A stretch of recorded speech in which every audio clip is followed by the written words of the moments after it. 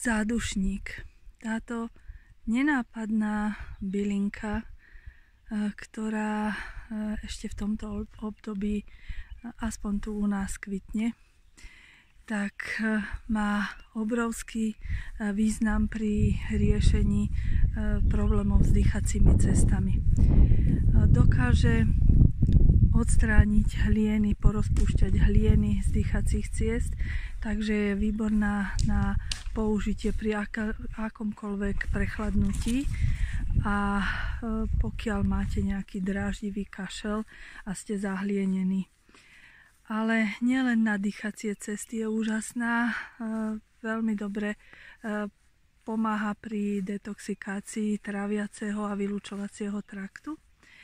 A keď si pošúchate lístky, tak zacítite veľmi špecifickú a výraznú arómu podobajúcu sa kadidlu.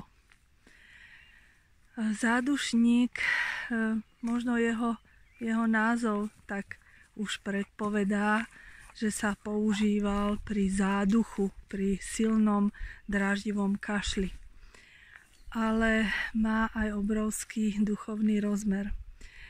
Veľmi dobre nám pomôže pri spojení sa so svojou dušou. Čistí bolesti našej duše. A preto práve v takých prípadoch, kedy máte pocit smútku a takého nejakého uzatvorenia sa do seba, tak urobte si čajík zo zádušníka a pomôže vám prepojiť sa viac s vašou dušou. Dávam možnosť s ňou komunikovať. Veľmi dobre pomáha ľuďom, ktorí už sú na ceste k odchodu z tohto sveta a vtedy im pomôže tak nejak lepšie sa zmieriť s tým, čo ich čaká.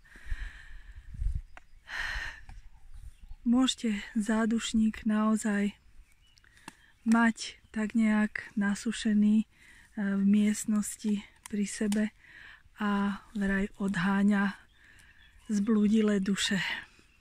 Takže je výborné ho mať doma. Takže krásny deň vám prajem a choďte si nazbierať zádušník.